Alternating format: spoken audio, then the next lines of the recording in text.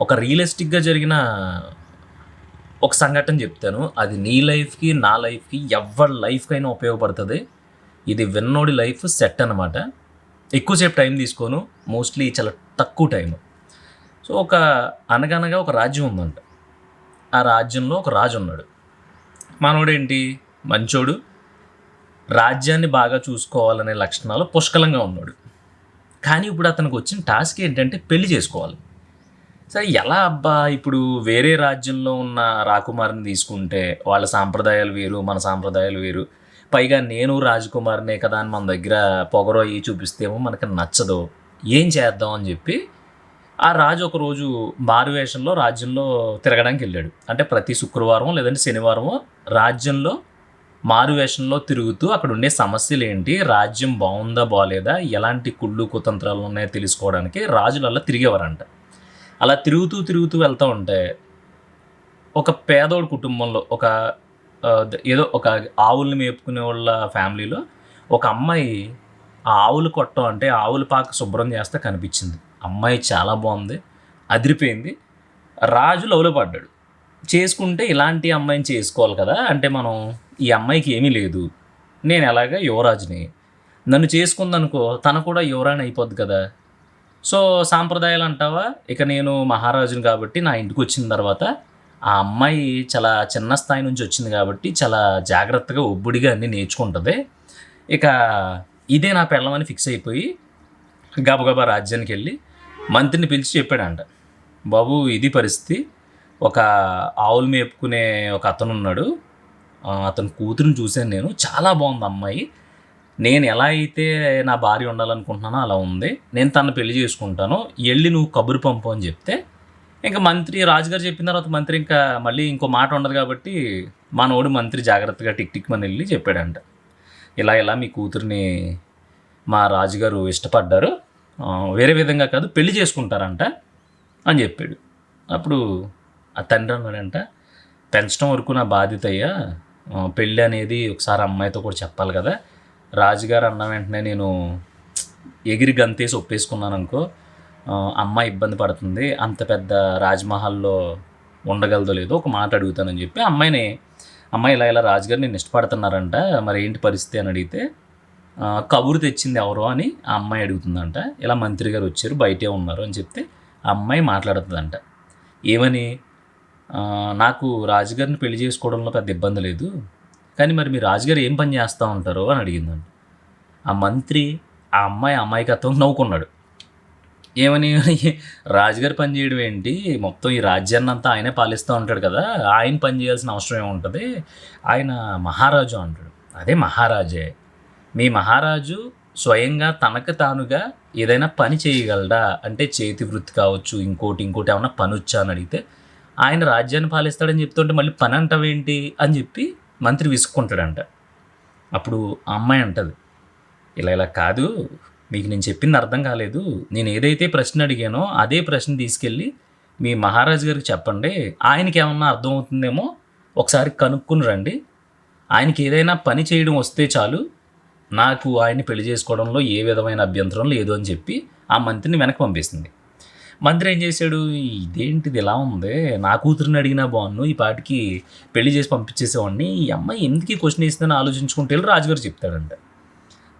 రాజుగారు మరి ఇలా అంటుంది అమ్మాయి, మీకు ఏదైనా పని వస్తేనే చేసుకుంటుందంట, లేదంటే చేసుకోదంట అని చెప్తే రాజు ఆలోచించి, అదేంటి అలా ఉంది, మొత్తం మీద దీంట్లో ఏదో మతలబు ఉంది, మరి ఎలాగా, ఏంటి పరిస్థితి, అసలు నాకు ఏ పని వచ్చు అని చెప్పి ఆలోచించుకుని ఆ మంత్రితో రాయించడం మొదలుపెట్టాడంట. నేను రోజు పొద్దున్నే నేను తినే ఫుడ్ నేను వండుకోను, ఓకే, అది మనకి రాదు వంట.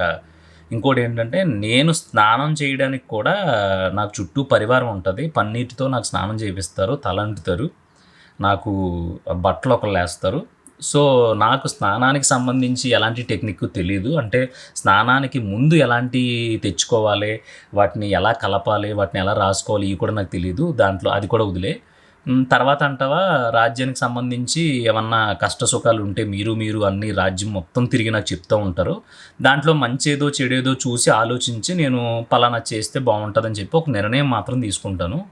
ఆ నిర్ణయం ఎవడన్నా తీసుకుంటాడు. ఒక 10, 15 ప్రశ్నలు ముందు పెట్టి, అవకాశాలు ముందు పెట్టి ఏది బావుంటది అంటే కొంచెం తెలివితేటలున్నోడు ఎవడైనా తీసుకుంటాడు.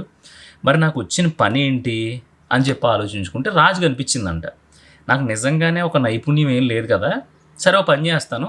ఏదో ఒక పని నేర్చుకుంటాను. పని నేర్చుకున్న తర్వాత ఆ అమ్మాయికి కబురు పంపుదామని ఆయన ఏం చేస్తాడంటే ఒక తివాచీలు ఉంటాయి కదా! మనం కింద ఏసుకున్న కార్పెట్స్ ఉంటాయి.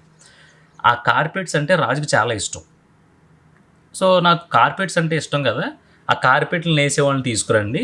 మన రాజ్యంలోనే నేయించడం మొదలుపెట్టండి. నేను ఓ 10, 15 రోజులు చూసి నేర్చుకుని అప్పుడు ఆ అమ్మాయికి కబురు పెడదాం అని చెప్పి వాళ్ళని పిలిపించడం. తివాచీలు ఎలా నేస్తున్నారు ఏంటి చూసి నేర్చుకుంటాడు. కానీ అల్లడం రాదు. ఎలా చేస్తారనేది మాత్రమే తెలిసింది. కబురు పంపుతాడంట. నాకు తివాచీలు ఎలా చేస్తారో తెలుసు. సరే ఇప్పుడు నువ్వు పెళ్ళికి నీకు అంగీకారమేనా అంటే అమ్మాయి అంటదంట. నాకు తెలుసు రాజ్యం ఎలా పరిపాలిస్తారో నేను పుస్తకాల్లో అల్లు ఈళ్ళు కథలు కథలుగా చెప్పుకుంటే విన్నాను. అలా అని నేను రాజ్యాన్ని పరిపాలిస్తానో లేదో నాకు తెలీదు కదా! అలా కాదు మీకు తివాచీ నెయ్యడం రావాలి అని చెప్తదంట. అయ్యో! ఇదేదో టఫ్‌గానే ఉంది. సరే ఒక 6 నెలలు టైం ఇమ్మని చెప్పి ఆమె ఎళ్లి మనోడు రాజు ఏం చేస్తాడంటే 6 నెలలు టైం తీసుకొని ఆ తివాచీలు నేయడం మొదలుపెడతాడు. 6 నెలలకి తివాచీ నేయడం వచ్చేసింది. అద్భుతంగా నేచి ఒక తివాచీని ఆ అమ్మాయికి బహుమతిగా పంపించాడు. ఇది నేను నా స్వహస్తాలతో నా బుద్ధిని ఉపయోగించి, నా చేతి నైపుణ్యాన్ని ఉపయోగించి, నా ఆలోచనతో నేర్చిన నా పనితీరు ఇది. ఇప్పుడు నాకు ఒక పనొచ్చు. నేను తివాచీలు నేయగలను. చాలా అందంగా, అద్భుతంగా ఎవ్వరూ నేయలేనంత గొప్పగా నేను తివాచీ నేచాను. ఇది నేను చేసిందే. ఇదిగో నీకు నా నుంచి మొదటి బహుమతి అని పంపిస్తాడంట. ఆ అమ్మాయి మురిసిపోయి ఇది నాకు కావాల్సింది. ఇప్పుడు నేను పెళ్ళికి ఓకే అని చెప్తే అంగరంగ వైభవంగా పెళ్లి జరిగింది. పెళ్లి జరిగిన తర్వాత ఆ అమ్మాయి రాజ్యంలో అడుగుపెట్టింది. అందరితోని చాలా హుషారుగా ఉంది. రాజు చాలా హ్యాపీ. ఆ తర్వాత నుంచి రాజుకి ఆ పని ఒక హాబీ అయిపోయింది. పొద్దున్నే లెగిసి ఆ సభా కార్యక్రమాలన్నీ చూసుకున్న తర్వాత మధ్యాహ్నం మాటలో, సాయంత్రం మాటలో డైలీ ఖచ్చితంగా తివాచీ పని చేసేవాడు. అదొక హాబీ. అంటే మనం బుక్స్ రీడింగు, క్రికెట్ ప్లేయింగ్ ఇయన్నీ చెప్తాం కదా! అలాగ ఆయనకు ఒక హాబీ అయిపోయింది. సడన్‌గా ఆ దేశం మీద ఒక యుద్ధం జరిగింది. యుద్ధం జరిగి రాజు బలవంతుడే కానీ అనివార్య కారణాల వల్ల ఓడిపోయాడు. ఓడిపోయి అక్కడి నుంచి ఎళ్ళిపోవాల్సొచ్చింది. అంటే పారిపోవాల్సొచ్చింది. పారిపోవడానికి ఇప్పుడు మొత్తం అందరిని చంపేశారు. మంత్రి లేడు, సహాయకులు లేరు, ఫ్రెండ్స్ లేరు, ఎవరు లేరు. ఎవరికీ చెప్పకుండా అక్కడి నుంచి పారిపోతే తప్ప రాజు ప్రాణాలు మిగలవు. రాణి మానం మిగలదు.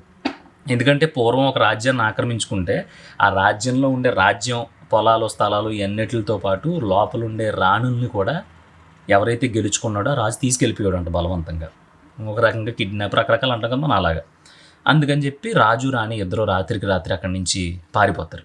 పారిపోయి ఎవ్వరూ తెలియని ఒక సుదూర ప్రాంతానికి గుర్రం మీద వెళ్ళిపోతే అక్కడ దిగుతారు. రాజుకేమో ఆకలేస్తూ ఉంటుంది. రాణి కూడా పాపం తిని 4 రోజులైంది. ఎవరి దగ్గరైనా చెయ్యి చాపాలంటే అతను మహారాజు.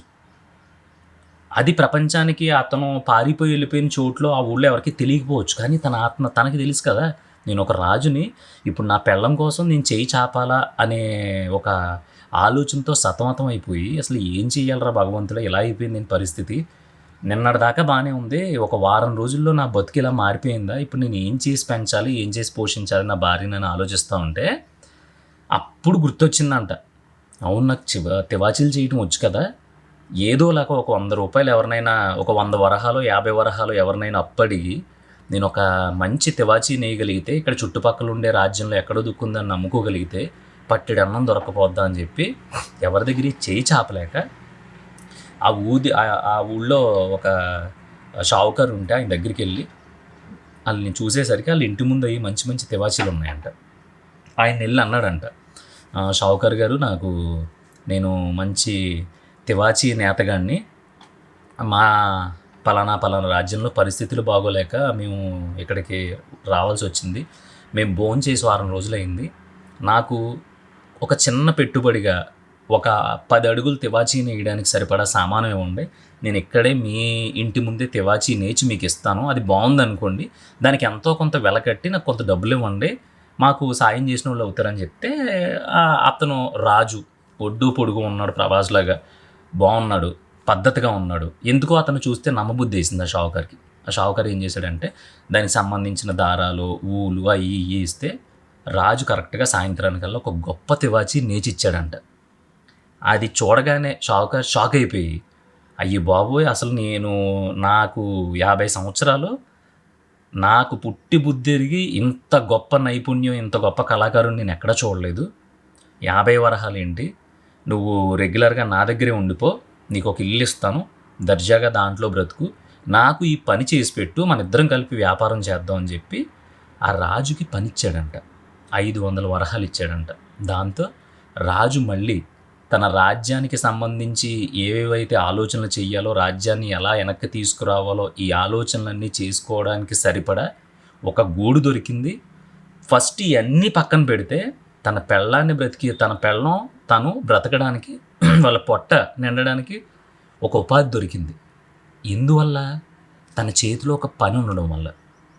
అదే రాజు ఆ రోజు గనక ఏ పని పాట నేర్చుకోకుండా పెళ్లి చేసేసుకుని ఇప్పుడు అంతా బాగుంది కదా అని చెప్పేసి మీసాలు తిప్పేసి ఉంటే, ఒక వారం రోజుల్లో రాజ్యం కోల్పోయి వేరే దేశానికి పారిపోయిన తర్వాత అతని పరిస్థితి ఎలా ఉండేది? ఖచ్చితంగా యాచించాల్సి వచ్చేది, అంటే అడుక్కోవాల్సి వచ్చేది, లేదు కాళ్ళు పట్టుకోవాల్సి వచ్చేది, లేదంటే చేతులు పట్టుకోవాల్సి వచ్చేది, లేదంటే నేను పలానా రాజుని, నేను రాజ్యం కోల్పోయాను, పారిపోయి వచ్చాను, నన్ను ఆదుకోండి అని చెప్పేసి అందరినీ ఎమోషనల్గా ఇచ్చేయాల్సి వచ్చేది. అప్పుడు ఆ షావుకారు డబ్బులు ఇచ్చి భోజనం చేస్తున్నప్పుడు ఇవన్నీ ఆలోచించుకుంటా ఉంటే భార్య అందంట, ఆవులు మేపుకునే అమ్మాయిని చేసుకున్నాడు కదా, ఆమె రాజు చెయ్యి పట్టుకుని అందంట, రాజా మీరు పంచభక్ష పరమాణాలు తినేవారు, బంగారు పాత్రలో భోజనం చేసేవారు, మీరు రాజ్యపాలన మీకు తెలుసు, కానీ జీవితాంతం అధికారం మీ చేతిలోనే ఉంటుందనేది మనం అనుకోవడం మన మూర్ఖత్వం. అందుకే ఆ రోజు నేను ఒక పని ఉంటే, ఒక పని చేయడం వస్తే నేను పెళ్లి చేసుకుంటానని ఎందుకన్నానంటే ఇందుకే. ఆ రోజు నేను అలా అనుకున్నాను కాబట్టి ఆ రోజు నా మాటను మన్నించి మీరు ఒక పని నేర్చుకుని ఒక నైపుణ్యం చేత్తో పట్టుకున్నారు కాబట్టే ఈరోజు మనం బతికి బట్టగట్టగలిగాం, మీ పరువు నిలబడింది. ఆకలితో చచ్చిపోవడానికి నేను రెడీ మీతో. కానీ మీరు ఎవరి దగ్గరైనా చేయి చాపితే, నా భర్త ఎవరి దగ్గరైనా చేయి చాపితే నేను తట్టుకోలేను. అందుకే ఆ రోజు మీ రాజుగారికి ఏమన్నా పని వస్తే చెప్పు, అప్పుడు పెళ్లి చేసుకుంటానన్నాను, నన్ను క్షమించండి అని అడుగుద్దంట.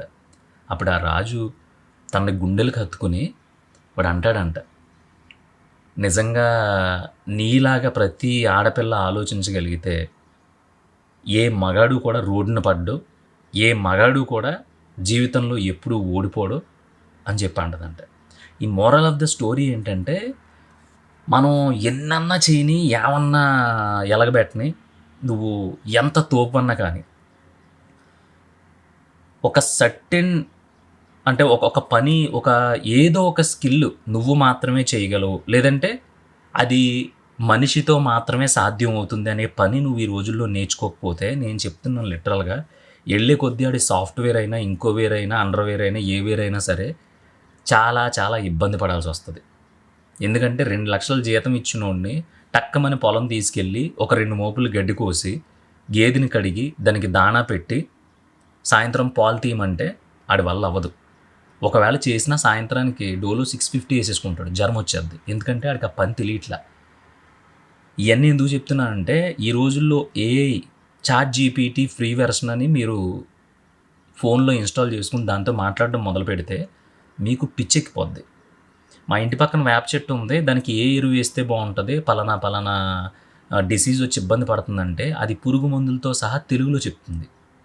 అంటే ఒక మనిషి, మనం ఒక ఫెర్టిలైజర్ షాప్కి వెళ్ళి మా చెట్టుకి ఇలా బాగాలేదు అని చెప్పి అంటే సలహా అడిగి అక్కడ మందు తెచ్చుకునే బదులు ఒక యాప్లో కొడితే హోమ్ డెలివరీ వచ్చేస్తుంది మందు. లేదు నాకు ఇలా ఒక చిన్న వెబ్సైట్ కావాలి, నేను ఒక ఎక్స్పెరిమెంట్ చేయాలనుకుంటున్నానని కొడితే అది వెబ్సైట్ డిజైన్కి కావాల్సిన అన్ని మెథడ్స్ ఇచ్చేస్తుంది. మరి ఇలా అయితే అన్ని పనులు ఈ ఆర్టిఫిషియల్ ఇంటెలిజెన్స్, కృత్రిమ మేధస్సు చేసుకుంటూ వెళ్ళిపోతే రేపొద్దున నీ పరిస్థితి, నా పరిస్థితి ఏంటి?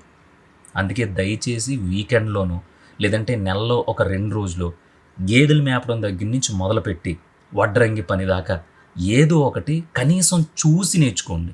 అక్కడికి వెళ్ళి కూర్చొని చేయకపోయినా ఏ ఆన్లైన్లోనో లేదంటే ఏ యూట్యూబ్లోనో ప్రతిదీ దొరుకుతుంది కదా. గేదెని మేపడం ఎలా, అసలు ఏ సీజన్లో ఏ పంట వేస్తారు, అసలు కార్పెంటరు పని మొదలు పెట్టినప్పుడు ఎలా నేర్చుకుంటాడు, అసలు ఒక ఇంటీరియర్ కావాల్సిన ఇదేంటి అదేంటి, ఏదో ఒక పని, కోళ్ళ పెంపకం, వాట్ ఎవర్ ఇట్ ఈజ్. దయచేసి చాలా సిన్సియర్గా చెప్తున్నాను. నేను రీసెంట్గా ఇలా జాబులు పోగొట్టుకున్న వాళ్ళని, ఇలాగా రోడ్డును పడిపోయిన వాళ్ళని చాలామందిని చూశాను. వాళ్ళు ఏంటంటే పాపం ఇప్పటిదాకా సెంట్రల్ ఏసీలో ఉండిపోయి బయట కష్టపడలేక అక్కడ వాళ్ళు అనుకున్న స్థాయిలో పొజిషను శాలరీ దొరక్క సర్వనాశనం అయిపోయిన వాళ్ళు ఉన్నారు. అందుకని విలేజ్లో ఎవరైనా ఉన్నా లేదంటే చిన్న చితగా చేతి వృత్తులు చేసుకుంటున్న వాళ్ళు ఈ వీడియో చూస్తున్నట్టే ఈ వీడియో చూస్తున్నట్టయితే వాళ్ళందరికీ నిజంగా వాళ్ళు చాలా అదృష్టవంతులు. ఎందుకంటే మీ చేతిలోంచి పని ఎవడో లాక్కోలేడు. ఎందుకంటే మీకు వచ్చేది చిన్న జీతమే, కొంచెం డబ్బు అయినా సరే మీరు రాబోయే రోజుల్లో తోపులు. దాంట్లో రైతులు ఉన్నారు, చిన్న చితగా పని చేసుకునే లేబర్ ఉన్నారు, అందరూ ఉన్నారు.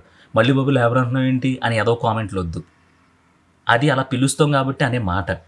సో ఈ స్కిల్డ్ లేబర్స్ ఎవరైతే ఉన్నారో, అంటే చేతి వృత్తులు చేసుకునే వాళ్ళు ఎవరైతే ఉన్నారో వాళ్ళకి గోల్డెన్ ఎరా రాబోతుంది.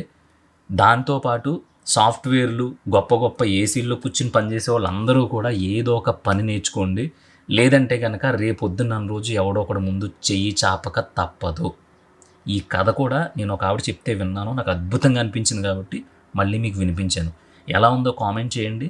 ప్రతి ఒక్కరికి ఇలాంటి ఒక సబ్జెక్ట్ ఇలా జరుగుతుంది బయట అనేది తెలియాలంటే ఈ వీడియో మాత్రం షేర్ చేయండి.